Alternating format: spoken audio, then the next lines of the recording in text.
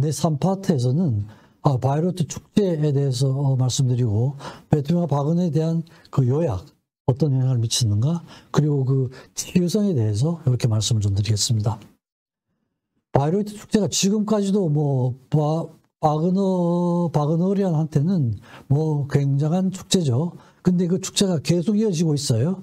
1884년, 83년에 바그너가 사망을 하고 그 부인이 이어받았습니다. 이어받아가지고 지휘를 맡고 지그프리트, 바그너의 장남이죠. 부이시에스타를 맡고 쭉 지그프리트 장남이 하고 총감독권을 가지고 있다가 지그프리트가 죽고 나서는 그 부인인 비니플렌트한테 인계가 됐습니다. 부인한테 인계가 됐어요. 근데 이제 부인이 이게 아주 히틀러의 아주 전폭적인 지지를 받는 바람에 여러 가지 이제 정치적인 문제로 좀 문제가 생기기도 하고 그랬었죠. 그러다가 이제 제2차 세계대전이 휴막이 되면서 1951년 후에 빌란트 바그너와 볼프강 마누, 그 지그프리트의 장남과 차남입니다. 빌란트 바그너와 볼프강 바그너에 의해서 다시 이제 이어집니다. 그리고 다시 2차 대전으로 휴막을 했다가 1951년도 7월 29일에 빌헤르문 프루트뱅글 제일 처음 개막을 했을 때 베토벤 9번 교향곡을 하고 니베룽의 반지가 연주가 됐기 때문에 그 후에도 이게 전통이 돼가지고 9번 연주를 하고 그 축제를 시작을 하는 이런 전통이 생기게 됐습니다. 프루트뱅글로 그러면은 뭐 그 당시로는 뭐 지금도 마찬가지입니다만 베토벤 연주로는 1인자라는 소리를 듣던 사람이었죠. 특히 요때 연주된 베토벤 9번 교향곡은 역사상 가장 뛰어난 베토벤 9번 연주라는 이런 평을 듣고 있습니다. 9번 연주를 그렇게 했죠. 그 다음에 이제 한스 크나퍼츠 부시가 파르시파를 지휘를 했습니다. 그리고 이제 지금까지 쭉 바이로이트 페스티벌이 이어지고 있는 이런 상태입니다. 56년도에 형 빌란트가 사망을 하고 그 후에 이제 동생한테로 총감독권이 넘어갔다가 볼프강이 맡으면서 이제 굉장히 혁신적인 변화를 갖게 됩니다. 활성화, 근대화, 무대 확장, 그리고 외부의 디렉터도 좀 초청을 하고 이러면서 이제 변화를 겪게 됩니다. 그리고 1976년도에는 극장 건립 100주년이죠. 1876년에 처음 생겼죠. 그죠? 기념 축제도 했고, 또 피에르 블레즈, 파트리즈 등 이런 사람도 영입을 해가지고 새로운 분위기를 만들고 아주 파격적인, 혁명적인 변화를 시도를 했습니다. 그리고 2009년 이후에는 바그너의 증손녀, 에바 바그너 파스키에 카타리나 바그너 공동 감독 체제로 해서 쭉 이어지고 있습니다. 그러니까 바그너부터 쭉 그의 직계 후손들이 그 축제를 이어가고 있는, 그죠? 어떻게 보면 상당히 해피하다고 할 수가 있죠, 그죠? 딴 사람이 맞는 게 아니고 자손들에게도 그런 음악적인 재능이 계속 이어져서 지금까지 내려오고 있습니다. 여기 이제 간단하게 바그너가 활동했던 바이로이트가 있고 니른베르크, 프랑크푸르트, 라이프치 근처죠, 그죠? 뮌헨 다 쪽에서 주로 하고 쥐리 저기 가서 이제 또 망명을 가 있었고요. 주로 이제 여기에서 활동을 했던 그런 겁니다.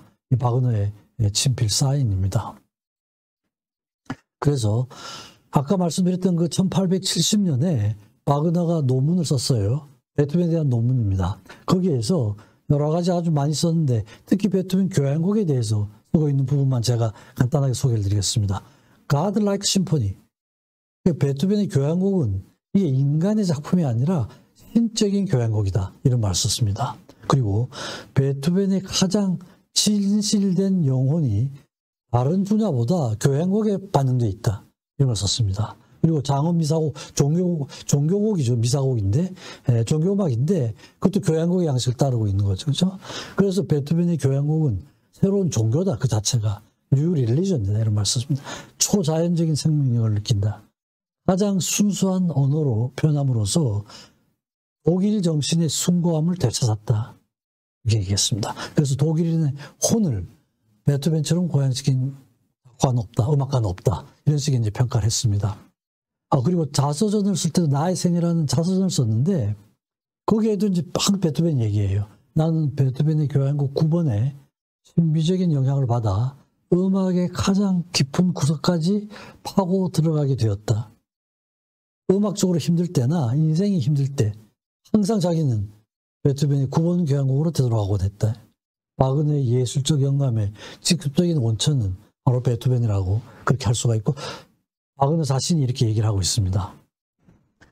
그래서 그럼 이렇게 베토벤과 바그너의 음악이 이제 많이 이렇게 알려지고 있는데, 그 치료적인 면에 있어서는 결국은 치료의 과정은 생각과 감정과 행동의 조화로움을 찾는 과정입니다. 정신질환이라고 하는 게 생각의 체계가 무너지면 조현병이 되고, 감정의 체계가 무너지면 감정장애가 되고, 행동 체계가 무너지면 행동 체계가 됩니다. 이게 그런 건데, 결국은 생각과 감정과 행동의 조화로움이 깨지면 질병이 되는 거예요. 그러니까 치료 과정은 조화로움을 찾아주는 과정이죠. 근데 조화로움 중에서 가장 완벽한 조화로움은 뭐죠? 생각, 감정, 행동이 하나가 되는 거죠. 실천은 불가능하지만 하나에 가깝게 가도록 해주는 게 치료 과정이라고 할 수가 있습니다. 그래서 이게 이제 제가 간단하게밖에 말씀을 못 드립니다만, 이런 치료의 과정이니까 베토벤과 바그너의 음악이 이런 면에서 유성이 있다는 이런 겁니다. 그래서 베토벤 음악의 사상은 많이 썼지만 하나 사상이에요. 강함과 부드러움, 성악과 기악, 조화로움과 부조로움, 투쟁과 평화, 인간과 자연, 종교와 세속, 전통개혁, 상과죽음, 자세하게 제가 설명을 드리기는 어려운데요. 이런 여러 가지 대극적인 게 하나가 돼요. 종교음악을 작곡을 하면서 세속적인 음악을 집어넣는 거예요. 특이하죠, 그죠? 이게 그 당시에는 뭐 난리가 났죠. 이 종교는 세속을 필요로 하고 세속은 종교를 필요로 한다. 이런 아이디어죠. 인간과 자연이에요. 조능교향곡 이런 거죠. 자연과 인간은 하나가 되는 거죠. 그죠? 자연을 파손시키면 안 되죠, 그죠? 자연 속에서의 인간이죠. 이런 겁니다.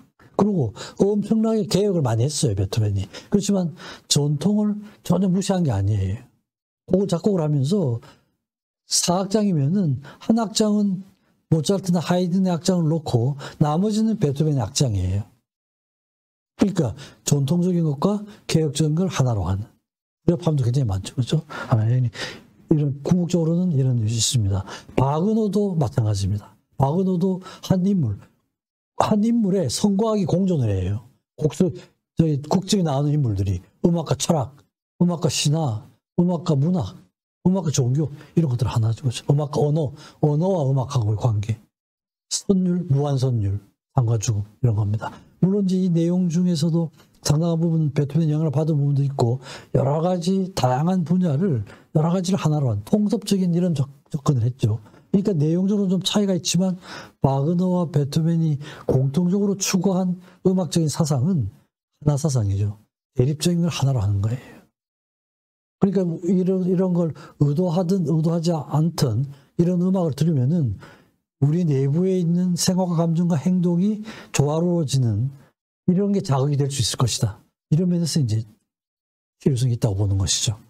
그래서 전체를 요약해서 말씀드리면 여러 차례 말씀드렸습니다만 바그너의 발달 과정에서 베토벤은 아주 결정적인 역할을 했죠. 모든 부분에서 철학과 음악, 시와 음악, 문학과 음악, 종교와 음악 이런 부분이 서로 통합이 되는데 이런 거의 기본도 베토벤이 시작을 했고 그게 바그너가 받아들여서 더 발달을 시킨 이런 겁니다. 신화와 음악도 마찬가지죠. 그죠? 바그너는 특히 신화가 절대적인 역할을 했죠. 베토벤도 프로메테우스의 창조물, 신화를 주제로 한 이런 곡들이 있습니다. 그게 이제 기초가 됐죠. 바그너 자신이 베토벤은 자기 신이었다. 신적인 존재였다. 이렇게 하죠. 근데 둘의 차이점이라고 한다면 베토벤은 인간 심성의 원형을 추구를 하나라고 하는 게 인간 심성의 원형이라고 할 수가 있거든요. 근데 인간 심성의 원형을 추구를 한 겁니다. 인간 내부에 존재하는 진선미의 표현이에요. 근데 바그너는 독일 정신의 구현입니다. 반유대자이죠. 반유대. 독일 정신이 세계에서 가장 순수하고 고상하다 이렇게 본 거죠. 그러니까 바그너가 추구한 건 독일 정신이 독일 혼의 구현이고 베토벤은 인간 혼이죠. 그죠? 범위가 넓죠. 그죠? 범위가 넓습니다. 그래서 둘 다 음악 역사에서 엄청난 업적을 남겼지만 아무래도 베토벤을 따라가지 못하는 이유는 기본 자세에서 이런 차이가 있었기 때문이 아닌가 이런 생각을 갖게 됩니다. 네, 마치겠습니다. 우리가 알고 있는 게 물 한 방울이라면 알아야 할 것은 대양과 같다. 사실 제가 베토벤, 바그너에 대해서 말씀을 드렸지만 이건 뭐 아주 피상적인 거고 관심 있으신 분들은 책도 보고 많이 음악도 듣고 이런 걸 하셔야 될 것 같습니다. 네, 경청해 주셔서 감사합니다.